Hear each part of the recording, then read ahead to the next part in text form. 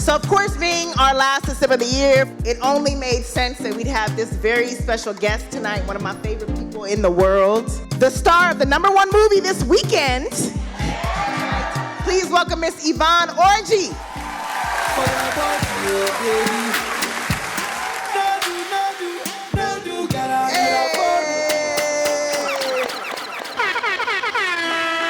Are there any Nigerians in the house? Can we get her a mic real quick, please? Oh, it's behind her. Oh, behind me. Here you go. It is that big, girl. I was surprised. I told you I saw that episode. I was like, Yvonne got ass. Issa sent me a screenshot and was like, girl, where did that come from? I said, I don't know. But I'll keep it. So, first off, as tradition, we typically, for those of you who are new, we take a shot. Just to get it warmed up. And if you guys have drinks in your hand, I would love for you to take a shot with us. Issa's trying to take advantage of me. I always am. All right, cheers. What would you like to toast to, Yvonne? Ooh, to bigger and better and blacker. Woo, I like that. Yeah. Cheers. Woo. How you feel?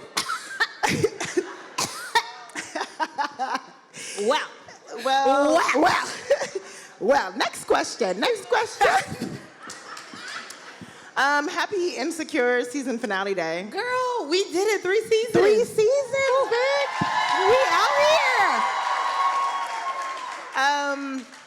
You've been touring, you've been doing comedy shows, you've been killing it. You opened for Chris Rock during, between our first and second season? Or between our second and third season. Mm-hmm. And that's a little known comedian. I think. Amazing. Is, after all that you've been doing, like acting, you've been producing, you've been writing, is stand-up still your first love? Well, Chris made sure to tell me that it had to be. He was like, girl, this acting thing was cool, but like, don't lose comedy. Because my initial thought for comedy was to transition to acting, like to use it as a springboard and never use it again. And he was like, well, that's stupid. Well, no, he was more like, that's dumb. He was like, comedy is crack. And I was like, what? It's heroin. I was like, I don't know these drug references, Chris Rock. He's still in New Jack City? Like, what? Going through withdrawal? It's like heroin. No, you really got attached to that role, huh? So he was essentially saying, like, don't lose the thing that makes you different from other actors, which is your ability to do comedy, which he was right. But it still scares the crap out of me every time I do comedy. Even though I know, like, it's a sold-out show or I got an hour material, every time I'm just like, what if they don't laugh? And then I hear my name, I'm like, I did that. That's what I did. I do that. Well, I want us to do a roll call real quick, which we typically do. How many actors are in the audience? Okay. Oh, hello. Some of y'all not claiming it. It's not going well. Some people. How many people are writers? Yeah. Producers? Okay. Comedians? Yes. Represent. Right. So you initially chose 2 professions, and we'll get to how you got to this, but like you've chosen 2 professions that deal with a lot of rejection. Like you get, as an actor, you hear no a lot. A lot. And as a stand-up, like you just mentioned, like you can be on stage and it's immediate rejection. And it usually sounds like this. Silence is the worst kind of rejection. Oh, y'all didn't like that one? Okay, I got another one. I got another one. I got one. So you actually just rejected me in the back room, but it's fine. I did. We're not gonna go into it because it wasn't great. But that's what friends are for, to tell you, girl, no, try again. Is that? Well, you have to have a tough skin. So did you have a tough skin before pursuing stand-up and acting, or did you kind of develop it over time? Well, I'm African, so by default, you have to have a tough skin. When your parents call you foolish goats, and that's on a Tuesday, I feel like, you know what, I think I'm gonna make it. But I was also bullied. So this is also why I didn't want to do comedy. I was bullied as a kid, and when you know rejection, just because you're living your best life and people don't like you, then you're gonna put yourself in a profession where you willingly could get rich. Like, that didn't make sense to me. I was like, Jesus, are you sure about this? And it was, if it wasn't God that told me to do comedy, I would never do it, because it's the dumbest thing in the world. Like, why would you do this? Like, I have 2 whole degrees that I was paid Sally Mae for. I did not need, I didn't need this in my life, but I'm so happy I have it in my life. Well, we talked about our like respective middle school traumatic experiences, and you have called out your bully on multiple occasions. by name. No, I'm just joking. It was more than one, but I think it was like No, that's the one that I'm going to name. There were others. Well, I want to know, like, Shamila. because Shamila was the name of your bully? Jamila. Oh, Jamila. Yeah. Did you like look them up on Facebook? Did you find them? They gonna look me up though. So can you talk about 2 moments? One, what was your first, I'm fucking funny moment? Like, when did you realize, like, oh, I got jokes? The first time I did comedy, it was successful. And I think if I had bombed, y'all would not see me. Because if it went back, because I was also performing in front of Africans, and we're rude and racist, okay? We're the worst people in the world. Because they won't even, like, silence is better than what Africans do. Africans be like, who is this child's mother? Tell them to come and get her. Like, it's just, that's worse than just, like, silence.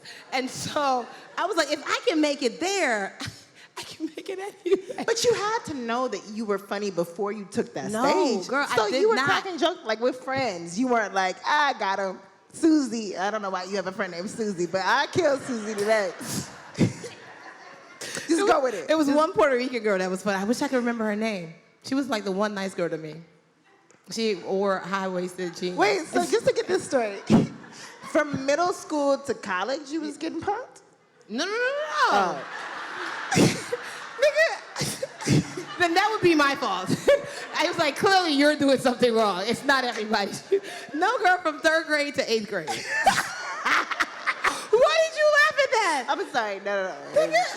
So, no, it's just specific. I feel you. Because I know those 5 years. Those 5 years were traumatic. It was 5 years were traumatic. So after 8th grade, were you moved just away. focusing on studying? And... No, my mom put me in an all-girls boarding school.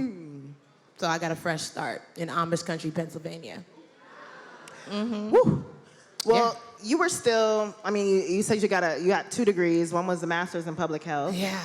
And then you went healthcare to, workers. Yeah.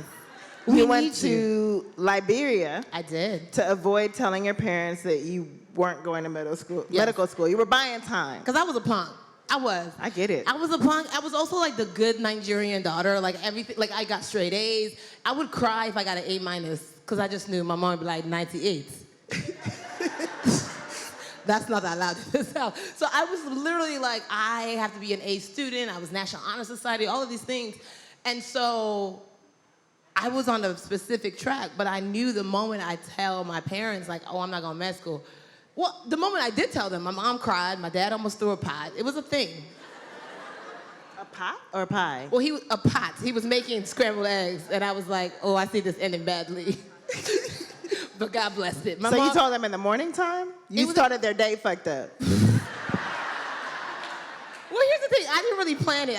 Because at some point, I was doing a lot of tiptoeing. I was like, And with our parents, you just have to rip the Band-Aid off. So I bought a ticket to go on the Bolt bus to New York. Problem was, I didn't have a ride to get to the bus. I didn't plan this out. So I was like, Mom, Dad, I'm leaving. My mom's like, where are you going? I said, I thought I told you I'm moving to New York. If I die today. I was like, why?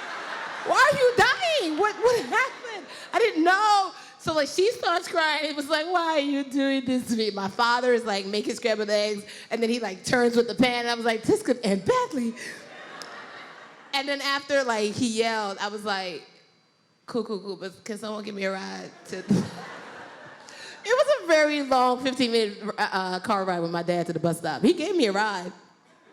So eventually, from New York, you made the move to LA? Mm-hmm. So you're one of those people that kind of packed up everything on a whim because you got a writing job to go to LA, or was there something before that? No, I got an unpaid internship. Like, I literally was on the bus to New York. I lie to you not. I didn't have a place to stay. Again, I didn't plan this out. I was like, I gotta get out of Laurel, Maryland. And on the bus, a woman I met one time in Liberia called me and was like, hey, what are you doing? I missed your call. I said, I'm on my way to New York. She's like, oh, where are you staying? I said, I don't know yet. And she was like, well, come stay with me. And I stayed with her for 6 months, rent-free. Wow. What a blessing. Girl, because I was about to be, I want to live in America. So when you eventually made the move to LA, so many of the questions that I get are like, how do you find your people? And you've been just very, very, you've been outspoken about the people around you, who you've met, who have supported you, who you support. How did you find those people and who are those people that kind of supported you that you can look at and be like, oh, they were instrumental in my journey? Absolutely. So before I even got here, I reached out to our friend, the late Michael Ajakwe, on Facebook. And I just was like, that is an Igbo name. He's doing something in Hollywood. And I was just like, hey, you don't know me, but I don't know what I want to do. So I want to figure out what I don't like. You sent that as like a blind message? It was. Yes, because I was like, hey, you're Nigerian. My parents want to be a doctor. You're a writer. I'm like, I don't know what that means, because I didn't know what writing. I was like, we weren't raised to be creative. Guys, I was taking organic chemistry. There's nothing creative about it. And so I was just like, I know I've been doing comedy, but I feel like I want to do acting. But, you know, who knows? Maybe I want to be a director or a producer. I don't even know if I'm good at acting, but can you give me a shot to figure out what I'm not good at, or like learn what I don't want to do? And he was just like, I'm busy right now, which was real, because he was finding the Web Fest. Oh, yeah. And he was like, hit me back in 2 months. 2 months, I hit him back. In the meantime, I sent him like a tape of me doing a CD of me doing comedy. Turns out his brother was getting married, so his family was at his house. They played the DVD. He called me and was like, yo, you funny. I was like, I was trying to tell you. And he was like, you need to be in LA. I was like, also what I was trying to tell you. So he was like, well, let me see what I could do for you. And it was just all timing, because it's like he never forgot. The season had to match up for like his parents and like his family to be at the house. He was like, you made my mom laugh. No one makes my mom laugh. I said, your mom needs to get out much more. Like, it's really sad. And so. Why you diss his mama? No, but I was just like, no one makes, I was like, live a little, it's okay, you can laugh. And so then he made a call to Stacey Evans Morgan, who works with Bentley Kyle Evans. They were doing a show at the time called Love That Girl, which Martin Lawrence was producing. And so he said, I told Stacey about you. Mind you, like maybe a month before this call, I just was like, I'm gonna buy a ticket to LA just on a whim. I used to host weddings, so I was like, I'm gonna cancel all my wedding hosting, because that was what was making me money. But I was like, I feel like I need to buy a ticket, and I'm gonna buy my ticket for August 2nd. Stacey called me and was like, yeah, the writer's room starts tomorrow, August 2nd. Wow. I lie to you not. And she was just like, we'll love to have you. And I was like, I land at 6. She was like, just come the next day. I get there. She goes, I know you. I'm like, how? Do I owe you money too? And she was like, no, I ghost produced a comedy special that never aired, but you're funny. I'm an unpaid intern, but because she saw me do comedy, she gave me clout in the writer's room. I was like, Yvonne, do you have a joke? Pitch it. And I was like, I will have a joke. So that's literally how that happened. So that's like the first couple of people that I met in LA. And then I just started going to church, because my thing was like, I need to meet good people. Everyone kept telling me like, people in LA are phony or they're not nice. And I was like, well, if I'm nice, surely I'll meet other nice people. And I did. So I was very naive. But it was true, it worked out. And you know, I wondered, and you've spoken about this before, like, so many of our comedy greats have gotten started when they were like 14, 15, or early 20s, you know? So was there ever a moment that entered your mind where you were like, I might be too old for this? Yes, when my mom said, you're too old for this. That's exactly what she told me. Because I left Liberia to embark on New York when I was 25. So my mom was like, everybody that's starting to do these things started when they were 12. I was like, well, who's entering comedy clubs at 12? I don't know. But there definitely was. My mom's a huge supporter now, guys. She's great. That was her way of inspiring me to do something else. But no, when 30 crept up and I was like still eating cereal for breakfast, lunch, and dinner, 2% milk, I had standards. 2%? Listen, it's the best I could do. It was always on sale at the 99-cent store, which is also where I got my groceries. Yeah, I can't. You talked about getting peanuts there. I was like, the 99-cent girl? Listen, the groceries die so much faster, like the produce. You weren't getting but produce they're 99 cents. Eat it quickly. But you were getting the produce there, too? Yes. Girl, I got a lot of stuff there. Well, you're still alive, so. It worked out. And then my agents gave me like a gift card to the 99-cent store. I'm sure it went a long way. It did, and I went back. I was like, you know what? I need some arts and crafts. You can get arts and crafts. You can get grapes. I don't understand the problem. I love that grocery list that's like arts and crafts, also grapes. I was making my vision board. I was getting vision board supplies from the 99-cent store. So I'm sitting like this guy because this dress is cutting up circulation to my ribcage. Y'all are like, is she posing? No, I'm trying to breathe, okay? Through my esophagus.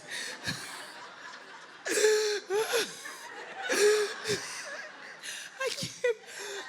So, take a sip. First of all, I would like to point out that out of all, you know what I'm about to say. Out of all our sip guests, some don't drink, which is fine. Yvonne is 30 and still drinks Malibu, which is like alcoholic Capri Sun. Bless you. Bless you. And She you know was what? like- And it's cut with lemonade and Sprite. She She was like, I still gotta cut it. So she's drinking diabetes in a cup, guys. So pray for her. I'm drinking NyQuil. I'm drinking cold NyQuil. Grow up. As I post. Moscato and Malibu. Like, just don't drink alcohol anymore, because you just gonna have. It really is just Capri Sun with a kick. That's how I like it. But you still add stuff to it. It's like if somebody adds Sprite to Capri Sun. You know what I'm saying? Okay, so I didn't get to ask you the second part of my question. The first part of my question was, when did you know you were funny? When did you realize, like, because this is different. Okay. Like, I'm funny, and sometimes people use humor as a defense mechanism. When did you realize, like, I'm a bad bitch? Did that come before or after realizing you were funny? I don't know if I've ever stopped to say, you know what, you a bad bee. I don't believe that, because I've seen an Instagram video where it's clear. I've seen a pose where it was like a bad bitch pose. So, I mean, I definitely have the pose down, but I don't think I've been like, girl, you know who you are? I prefer other people to tell me I'm a bad bitch. This is real. I mean, there are definitely moments there are definitely moments where, like, either I'll get off the stage or I'll do something and be like, girl, you were good. Like, you know what? You did that. I'm proud of you. I say that to myself. So, one of the things that you told me. Wait. I will say, I think the first time, like, one of my ad-libs made it to Insecure, I was like, I did it, I'm funny. Because y'all don't understand. The Insecure script is like Fort Knox. Like, nothing goes in, nothing goes out. Is it. Like, we wrote it, nigga, we know what we're doing. You stick to acting, ho. And I'm like, you're right, you're not wrong. And then, except for like Natasha, who's like the improv queen, like Natasha makes anything phenomenal.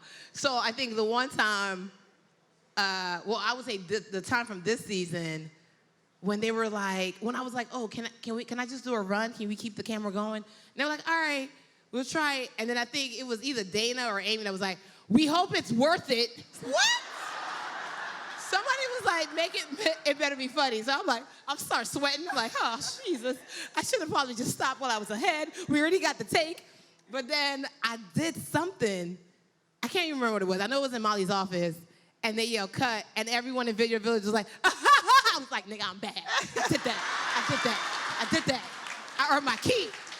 Paychecks, cash that. Get at me, homie. It was all the things. It was all. I wish you remembered the ad-lib. You don't even remember it after all that. I was very proud of it. All I know is I made them laugh. I don't even care if it got cut. It might have gotten cut. But in that moment, You did it. I did it. Well, can we talk about insecure? Because you just told me, like, I want to say a month ago, I don't know, or maybe a couple months ago. All the time is running together. You've been drinking but there too was much. I've been doing that too. There was a time where you told me about your first insecure moment, like feeling insecure being on set. Like, so you went from 5 auditions 5. to landing the part and starring in your first television series. Yes. And When I think at audition 4, when we table read, and then when we chemistry read. Chemistry ready, yeah. Yo, I walked out that joint like, psh, if they don't want me, they don't even know what they want. Like, I was walking down Beverly Hills like, skipped to my lips. Like, I think I skipped. I don't know. My meter was expired. It didn't matter. Because poor. And then I think why were all the auditions in Beverly Hills? Anyway, don't worry about it. 3 hours. Shout out to 3 hours. Poverty. Then the 5th audition, I cried in my car. I was like, it's cool. I don't even need this job. What was the 5th audition? The network test? No, the test. The 5th audition was the test. Mm-hmm. Because they made me feel like I distinctly remember Princess's like encouragement laugh, which is one of those like dad moments where it's like, it's all right, you gonna. Because during the audition, they're like him, Melina, everyone is like encouraging, and it's like, we having fun. At the test, it was like midnight. It was darkness. It was not midnight. It was like, it felt like midnight. Yeah, it was not that. It felt like the Michael Jackson video. Which one? Cause Thriller? the one you was in, the one you in right now. First of all, I came in, and Yvonne called me Wolverine. So Don't make me laugh. I'm gonna pop this dress. I called her Wolverine. It seemed like Wolverine went to college. Logan. I'm gonna fuck you up when we get off this Cool. stage. It was just darkness. It was like in an auditorium, and nobody was smiling. Everybody was in suits. Nobody cared about life. It was just like None of that is true. I just want you to know. But continue your story. it felt like that to me. That's my narrative. Okay. You're right. My mic. Thank you. And it was like it was so here's what I don't think I ever told you. It was like 2 other girls auditioning for Molly, and we were all waiting, and they were like, I just been praying to God. So I was like, oh, all y'all been praying to God too? I was like, I thought that was my trump card. So we all Christians? I was like, oh hell. I was like, well, Jesus, one of your daughters is gonna get it, but can it be me? I was like, oh, you go to church? Oh, regularly? Oh, okay, cool. Well. You pay tithes? No, I was trying to figure out who gonna get eliminated. So then I'd go and I'd do it, and literally, when we were doing it in front of Vicky would be like, whenever you're ready, and it's like, oh, okay, let's start. I have the first lines, y'all. I have the first lines. Mickey just,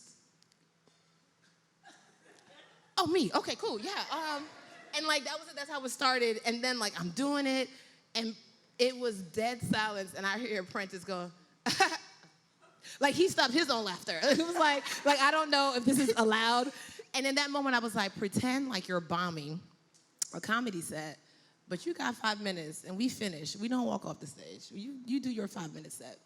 And then I was like walking up the Green Mile staircase, and I heard one of the execs like, all right, so what do we think about that one? Nigga, wait for me to get out the room. Wait. That one? My name is Yvonne. It doesn't matter. It's okay. Well, you made it. But one of the things that you told me just a month ago that I didn't know is, once after you got the part, the doubt didn't go away. And in our minds, we were like, this is Molly. Yvonne is Molly. We're so excited. And like I said, you just told me a couple months ago about your first day on set when, in our perspective, like, you were killing it. But what was going through your head? So, we were auditioning maybe the same 4 pages each time. So it's like, you can conjure up how to do 4 pages well. Then you get a whole script.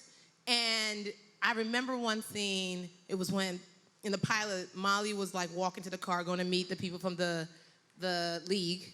It was that scene when she was walking around, and it was like acting and like choreography at the same time. My accent comes out sometimes like choreography. I was like, I didn't know what I was gonna say. And so Princess was like, all right, Yvonne, can you do it this way? And I was like, oh, yes, sir, I can. And he was like, I did it that way. He was like, actually, can you do it this way? And I'm like, yeah, okay, I'll figure it out. I did it that way. He was like, no. And he asked me to do it like 4 different ways. Y'all, I wanted to cry on set. I was like, never let him see you sweat. I went home and cried. I was like, if they didn't want me, why don't they just tell me? Because I heard people get recast after the pilot, and I just... Because I was just like, I don't know what he wants from me. And I was like, I thought I was giving it to him. So then the next day, it was that moment of like, you know what? If I'm gonna go down, I'm at least know why. So I was like, hey, Princess, like, can I talk to you for a second? Like, I took him to the principal room. I was like, I just feel like I don't know what's going on. I feel like I'm messing things up, and I don't want to mess up your show. He was like, what are you talking about? I said, well, yesterday you had me do the same scene like 5 different times, and I don't know what you want. He was like, oh no, I'm thinking about editing. You were doing it right, and I just wanted options. You were giving them to me. I was like, nigga, lead with that next time.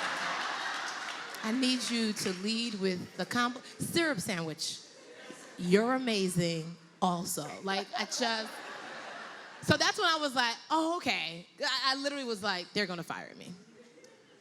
Thank you for not firing me. No, I mean, and that was such a valuable lesson, just hearing that, of just like leading with feedback, because in our minds, we were still trying to figure the show out. So we're trying to make the best show possible. So to know that you felt inadequate for any moment was just like a wake-up call for us, and even just the delivery of, because sometimes as creatives, we can be so focused on our final product that we don't think about, the actors in the process, the editors in the process, the other people in it. So it's just so important to lead with that, you're doing great, but we're just trying to figure shit out. It has nothing to do with you. Yeah, but it was also my very first time, and this is like HBO, so it's just like, oh hell, like should I have been a guest star first? Maybe, it was just, it was just like my first time, so I didn't know, like I was the world of like acting on like set was new. So it was just like, it was foreign. So I'm like,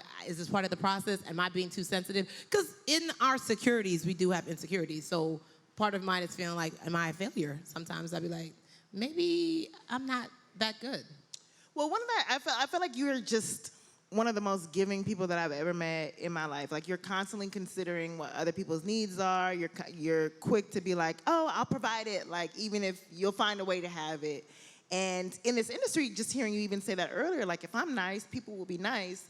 Have you found that people have been receptive to that, or have you found that people take advantage of that? I think it's a little bit of both. I've definitely been taken advantage of, but it's twofold. Whenever I'm taken advantage of, I'm like, well, that's cool. This is the end of our relationship. Like, there's nothing more you can get or give to or from me, so I bid you adieu.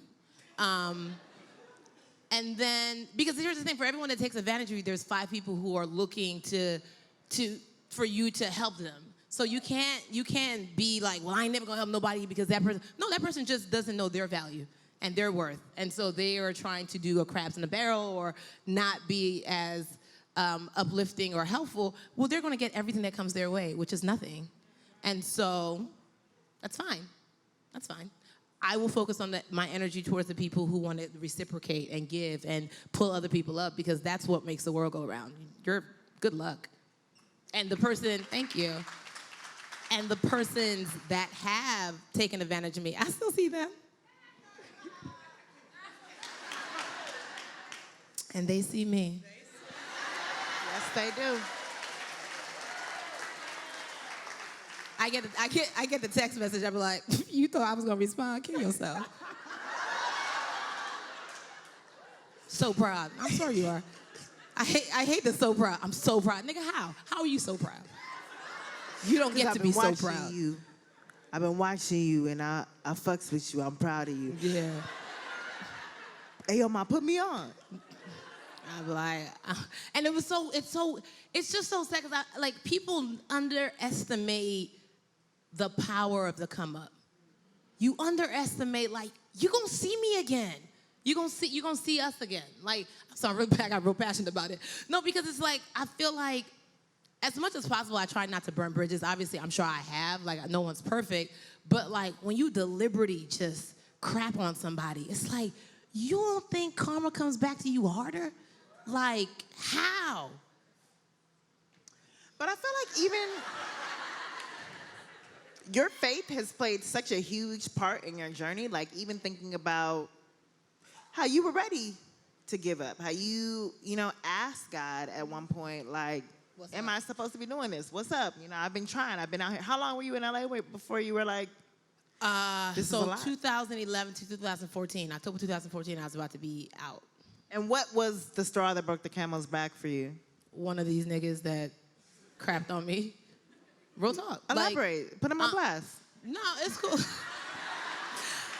They don't deserve to be named. Like, they don't even deserve to be named, but I'll tell you what happened. So there was a network that was like promising like gold, frankincense, and myrrh, and was like, you know how they do. They were like, we want to give you your own show. We're gonna give you a cow with the show.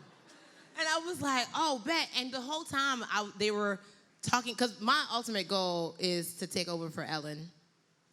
That is. I do. I want a daytime talk show. Like, I just want to be able to give away scholarships, to be honest. You have the dance moves, so. I have the dance. So when I was thinking about I'm like, the Yvonne Orji show, this is great, because then this will help me like work that muscle eventually. I'll get to put, I already had the guest list. Every young creative that I knew of, I was like, I'm gonna put them on, I'm gonna highlight their business. It was like, you have to give me the show because it's gonna bless like a ton of other people. And so they were like, cool. But while we're working on your contract and everything, we wanna do a lot of things. Are there other creatives that you can suggest? Yes! I know this person and this person and this person and that person. And they were like, cool. Like a month and a half went by and I was like, yo, where is this contract? Like, bro, like I need this to eat. And then I got a phone call from the wife of the person and was the person, one of the people I suggested, and she was like, I hate making this phone call because I'm almost like I don't know who I married. Like, he is trying to step over you to get a better deal. The wife said that? They messy as fuck. The wife. What? Nah, she was just a real one. He was messy. Hey, baby, I'll see you upstairs in a minute, okay? Hold on, I just gotta make this call. He's trying to fuck you, girl. Just like he fucked me. No, that just means Jesus had my back. That's what that meant. And so she was theirs. He didn't have their back. Because obviously you also have to ask yourself, what was he doing for her to be like, nigga, I'm not gonna be loyal to you. Karma. So then I was like, cool. They finally sent me the contract. They essentially wanted to pay me in high fives and handshakes. But then own my name in perpetuity. I was like, stab yourself. But it was like I had like 3 months of a buildup of like, this is my big break. Like, I'm down to nothing. Like, please let this thing come about because I put all my egg for this thing going through. They ended up getting him, paying him. I was seeing on his Instagram like he was going to work and paid him more. And I was just like, God, I was nice. Like, I gave nice. I helped him. How? And it was just like, when you've been knocked down a couple of times, like the first time you get up, you shake it off. The second time, you're like, ah. Third time, you're like, maybe I should just stay down. It's easier. It's easier. Nobody's hitting you when you're down already. What they gonna do, kick you? It don't matter. And thank God for my roommate at Salute Weathers, because she would come home and be like, I don't live with a vampire. Open these drapes. It was dark. And I was like, you want light? Then I would go to my room and then I had blackout shades. And then after a while, when you're the person that normally gives light, when you're the person that's normally upbeat and happy, and you got a prayer for somebody, you got an encouraging word for somebody, it's just so crushing to just, it's also tiring. Like, I'm too African to be like, I'm just tired, things are bad, woe is me. After a while, you're like, you know what, my mother came here from a whole other country. You can make it, you know. And I finally, it was the steps though. I was like, okay, I'm a shower today. Okay. So were you depressed? Do you think you were depressed? Depression was like knocking at the door. It was like, come over here. And I showered one day and I was like, I'm gonna shower and put new clothes on. I'm gonna shower, brush my teeth. Did y'all have a washing machine in the unit or? Just trying to get a feel of will what that was... help you paint the picture? Yeah, well. You thought I was what was it, Handmaid's Tale? You think I'm hand washing my... I just want another full picture. Somebody's going through that right now. Okay. I washed my clothes, Issa. Okay, that's all I asked. And then it would be like, okay, shower, put makeup on, and then leave the house. Just whatever it is, just at least you be prepared. And that's what I did. And I remember I left the house and I went to the NBC Shortcuts Film Festival. And it was in October. And, you're going there to celebrate young creatives who have, done work. And now people are looking at that work and maybe they get a holding deal or development deal. And I kept it together. I was like, this is beautiful. And I walked out those doors and I crumbled. I just started crying. I cried. I was like, God, I can't. I was like, I'm going home. I have a family that loves me. I have food ready to be eaten. I'm eating salads with no protein. Nigga, how? No, real talk. Esther was an assistant in her job, and she would call me and she's like, all right, somebody ordered an extra meal, but they left. You want it? I said, yes. She was like, you could either come get it. I was like, I don't have gas. She was like, I'll be home at 6:30. And it was like noon. I was like, well, at least I know by 7 I'm going to eat. Let me just fast. I called everything a fast. But that's the relationship we had. And when I crumbled on Sunset Boulevard, I cried. And I heard God say, what's in your hand? And that's why I was like, nigga, ain't nothing in my hand. And I talked to Jesus just like that, just so, in case you guys are wondering, I definitely called him the N-word. It works.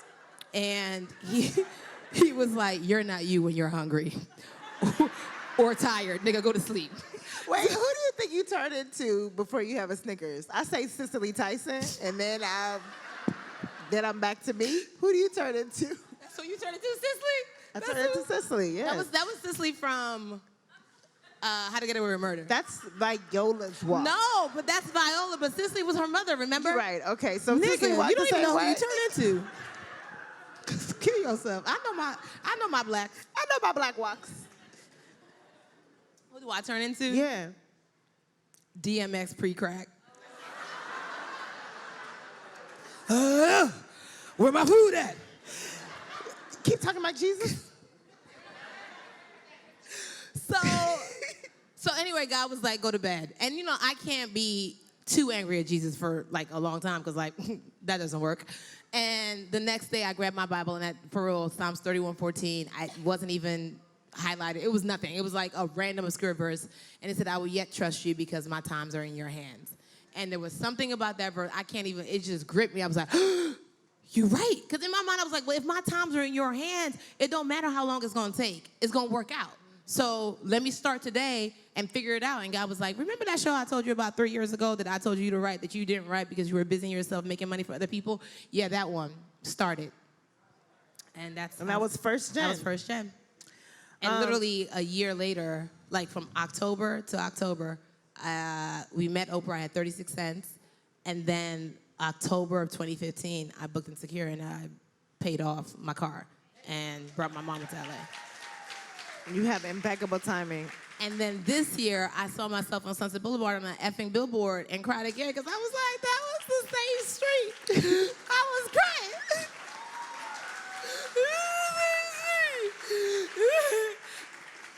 Real talk, I called my mom on WhatsApp when I went to see the billboard at the 9,000. I called her. I was like, she's like, what's wrong? I was like, I'm happy. Then why are you crying? It was just like, you're missing the point, Mom. I was like, look, and she's like, well, don't scare me. I was like, yeah, I got to call you back. So I got the 5-minute warning, but before we open up to questions, I'll decide which one to ask. You can answer. Okay. Okay, so you can either answer that, Nigeria obviously plays a huge part in your identity. That's it. Nigeria, my that's people. not even I don't the know why language. I clicked. We don't that's click. Not that. That's the thing I did. I'm owning it. So besides first gen, you can answer what Nigerian story you're pressed to see on screen, or I often ask, like, just as a creative, I feel like so much of our journey is, if I just had this, I would pop. If I just had this. If you have, like right now, if you had to say, if I just have this, what would it be? So either of those questions, and then I'll open up for audiences. If I just had this, I think if I just had my book finished, I would be happier. Because I'm writing a book, y'all. I text you all the time, like, how did you do it? I didn't. I mean, I struggled. It was very isolating. It was phone calls. It was sitting at Starbucks looking out at people having fun, and then it was done. But it was so lonely. Yeah. How long was this loneliness? Like a couple months or a year? Yeah. So I had a year to write it, which means as a procrastinator, I did it in a month. Wait, you wrote the book in a month? I wrote the first test chapter. Shout out to Dawn Davis. She was great. Met her at my college reunion. She works at Simon & Schuster. And she was like, give me a test. And the test was the hardest part of just she gonna see this test and be like, never mind, we don't need a book from you. Shh, just shh. And so once I turned that in and she approved it, I was like, oh, I got this. Book, here it come. And then I was like, it didn't come. And then I was even more scared, and so I didn't write it until, so I guess in the middle of the book run, and then towards the end, I wrote it. So how long did it take you, Issa? I guess 2 months. 2 months to write the book? The whole book? Yeah, but... No, that's phenomenal, because I'm trying to do it in 2 weeks. You got it. We'll figure it out. You got it. We'll see. So that's your, if I just had this... If I just had that, I'll be happier. I mean, you know me, I want to do a lot of things. I want to direct, I want to produce, I'm reading books. Like, if you're African and you're an author or you have something, I want to bring those stories to life, because for you to be, first gen or second gen, and be a creative, I already know how hard that journey was. So for me, I'm like, how do I help? How do I bring the story to life? If my name will help your book become a movie or a TV show, let me help that. So, yeah. Well, one of the things I struggle with is I always feel like, and this has propelled my career, and it's also just been, it served as crippling anxiety, is just I'm running out of time. I don't have much time.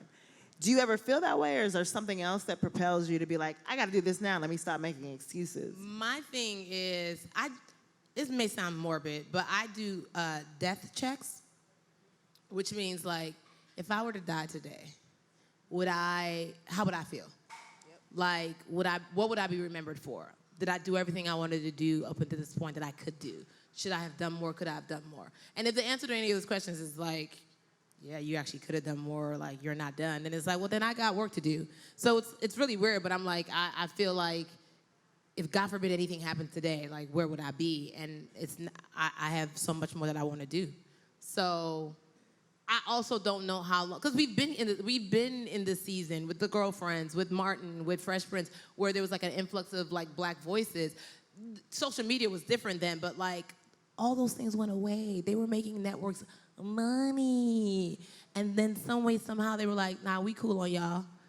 And I don't know if that will happen again. Maybe we're so loud and resilient, and we have social media and hashtags to prevent that.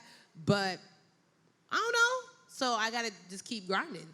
And I still got to retire my parents, so I'm not done. Amen. Well, at this point, while Yvonne is sipping from her Malibu and Sprite, we'd love to take questions from the audience. So much shade. And we also have a special alcoholic surprise. Ooh. And I'm going to ask a trivia question. If you can answer this about Yvonne, you will win our special Ciroc trivia prize that Denise will tell me where it's at. Oh, it's right next to me. You will win a Ciroc Versus. Is it Versus or VS? So that's what Stanford teaches you? That's Cut the tape. Girl, give me your degree back. You will win a Ciroc VS. No, girl. A Ciroc Versus. It's new. It just hit the streets. New-ish. DJ Clue. Because when you drink it, you're going to want to fight these niggas. Versus whoever. Yo, Diddy, I love your Ciroc Versus. Are they Converse? Are they shoes in there? It might be. There's some Ciroc making shoes. Ciroc, I'm sorry. Thank you for sponsoring us. I know what your alcohol is. They cut the sponsorship 5 seconds ago. I know. They were like, this hoe. Cut the lights. She don't We're deserve leaving. us. First question. Hello? Oh, perfect. Hello. Hi, thank you Hey. for having us. Thank you for coming. I wanted to ask Yvonne, and you as well, what are you interested in right now as far as what's going on other than Insecure? Ideas, things on media, talent. What is really piquing your personal interest right now? And I'm from Maryland too, so what's up? Okay, what part? Baltimore. Hi. I know. Sure. Don't do that. What are you doing? I was like, yeah, okay. Well, yeah. I know. What's Lagos- go-go? I'm just, I'm messing with you. I don't know. I know, We yeah. do club music. I But, know, you know, yeah. I feel like Western Maryland is like a whole different world. Like, Well, God bless you. Thank Welcome. you. You You made too. it out the wire. I did. Girl. Girl. Answer her question. I'm really interested. I just read this book called Freshwater. It's really like interesting and dark and deep and very unlike anything I probably would ever do. But it was just intriguing, and I was like, maybe it's a play that I produce. I don't know. I'm really interested in for me personally as a creative, I want to do like an action film. I want to do a drama. I want to like get dirty a little bit, like in terms of like monster, not like, you know, titties. Oh. Not even gonna take that. Areolas. No, not that. It's like my favorite word. Yeah, so I want something that challenged me, that gets me out of the comfort zone of comedy, which comedy is. But for other people, that I want to find something that I care about enough to like want to produce, or care about enough to be like, hey, maybe let me try directing that or writing that. I'm trying to do a lot of stuff, girl. Like once they open the door, just keep going, just keep running, just figure it out, find stuff, help people find you stuff. I don't just do everything. Tell your agents like, hey, give me something that you don't think would be for me, and bring that to me. Make them work. Thank you for your question. Do we have another one? You're messing up the verses. Issa. We're going to do one more Patreon question. Okay. Hello. Hi. Are you My from name- Baltimore too? No, I'm actually from Brooklyn, New York. I Okay. came out here, yeah. BK. Yeah. I just wanted to ask, as if you were executive producer on a documentary, what roles would you take? Like, what would you do to actually make that documentary come forward to the broad audience? I would imagine find money. Definitely, yes. You would be, that would be your role. You would designate yourself to that role. If I'm an executive producer, we gotta get it done. So we all collectively need to find money. Whoever's working on that project. Yes. And then find the right. Well, if it's a documentary, it's based on something or somebody, but like put the pieces together. Where do you think you go first? Because money is like the hardest part. Well, you know, I know a prince in Africa. Y'all got a lot of scammers, so you sure? Stab yourself. Issa, where is Senegal on the map? Where is Senegal It's exactly? on the west side, on the coast. West side of on nowhere. the breast of It's Africa. a cliff. And it's a blip. It's burgeoning. It's You like, can't watch has your a lot side. going on. It's very Is it peaceful. next to the Ciroc versus? It's very peaceful. They don't drink. They're Muslims. No, I so. mean, where do you go to find money? I would imagine, depending on what the documentary is about, you find somebody who could be interested in whatever that topic is, or try to sell them on like why they should be interested in what that topic is. J.P. Morgan and Chase, I just found this out when I did the firm's keynote today, that they're giving money to like women, like female-led projects. So and then you're at the end of the year. There's so many people who are trying to get rid of money. That's a really good time to hit people up. Like for rent. You said what? Who specifically? I mean, just whoever has a budget that they have to clear by December 31st. That's real. Chris, stop trying to But specifically everybody stop who trying has to a the show. budget. Before we go our only Why you do trivia that? question. Like you made them Gen Pop? Gen Pop? You said, before we go general. Oh, general, from patron to... General. Wow. My first trivia question is, where did Yvonne go to undergrad? Who knows that? Oh, we have a hand raised in the back. Okay. Please, you.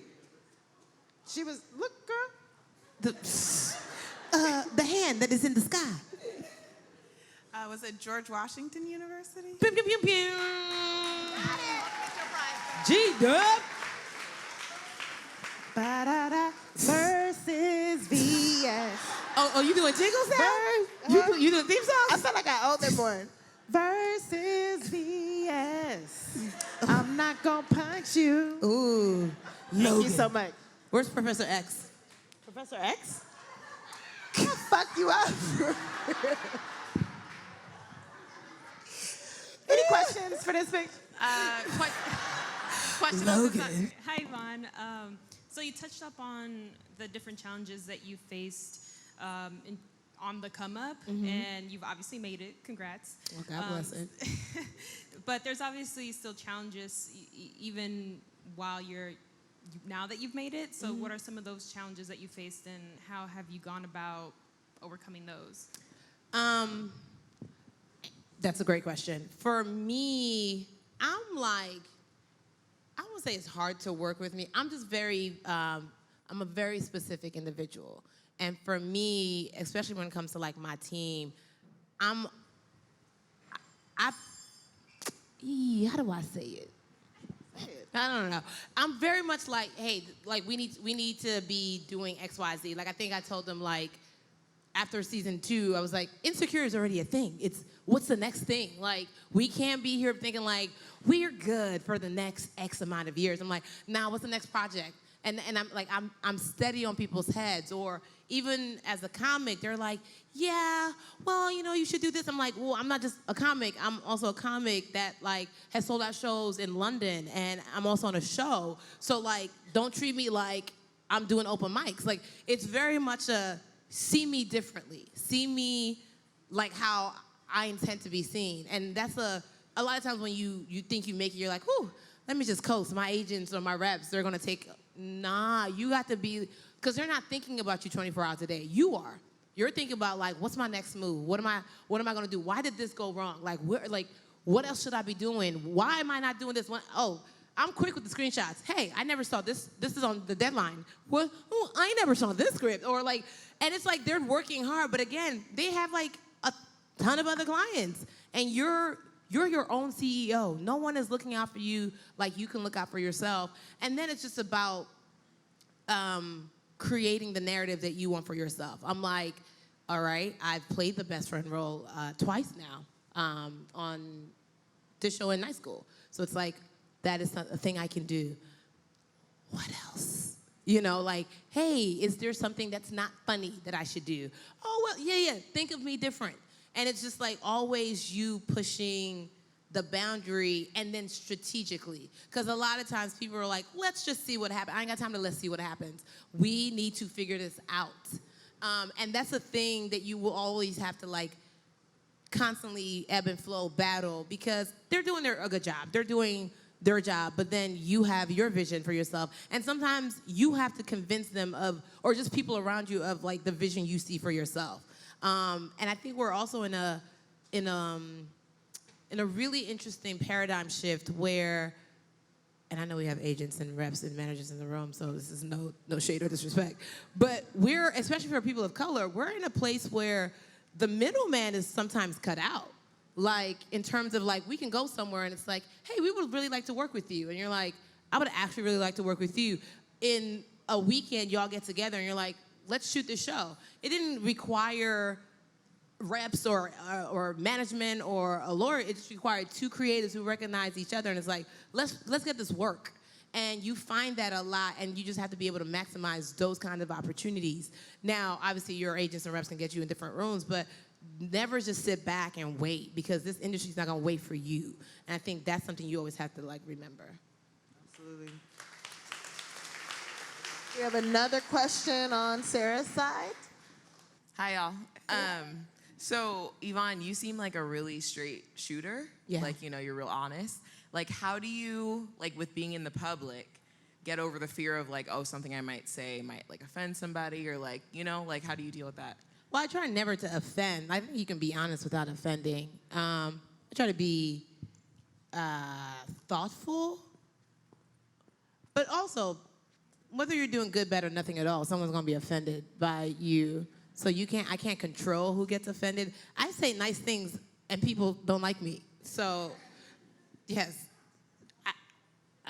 But as much as possible, if I can control the narrative, which I believe in my life and the things that come out of my mouth, I control that. And most of the times I'm able to stand by what I say. And if I say anything that could be perceived or interpreted wrong and I feel like I'm in the wrong, I do, and I'm not above apologizing. But for the most part, most of what I put out there is encouraging. It's, even the Breakfast Club interview that I did, that I was like really talking about just, inspiring people and just looking up, and people were still like, I don't like her. And I was like, what did I say? That was negative. But that's how people interpret it. And it's like, I can't respond to everybody, or I can't tell people what my intentions were, but I know that my heart was pure in it. So, Amen. God bless it. So we are getting the word to wrap it on up. First of all, I just want to thank you, Yvonne, so much. You came from a plane, from spreading your wisdom in Boston at Forbes to letting me peer pressure you, like, girl, you're not gonna be here for the finale. Yo, anyway? Issa put a curse on me. Issa actually threatened to write me off season 5. But Season 4. Can I love you? Oh yeah. No, don't. I jumped. I was like, we already got the renewal. Oh, what's season 5 looking like? I have a mortgage. I'm gonna love on you real quick. I'm gonna do it. I don't want it. I don't want it. No. You are my best friend. I wish that I could love you. Issa Rae is actually the best person in the world. Like, no, we'll talk. I'm not just saying that because she helps me get these checks. I'm saying that because she remembered me at a time when I felt so forgotten. And I tell her this, and I'll use any public opportunity to let you know that. She knows 1,000 people, and one day she, out of the blue, was like, you should probably audition for this show. At a point where I felt like I've been out here, I've been giving, I've been helping, and I feel like nobody remembers me. And Issa has shown and proven herself to be that person time and time again in so many other people's lives. Even this platform is to invite you all in such an intimate place to learn and to grow and to advance your careers. So I just want to say from the bottom and top and middle of my heart,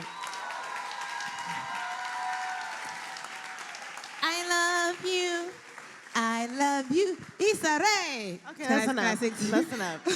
So please just help me just thank her. Can we get a standing ovation? No, Just- shut up. Yes, yes. I love you. With your firm body. Okay.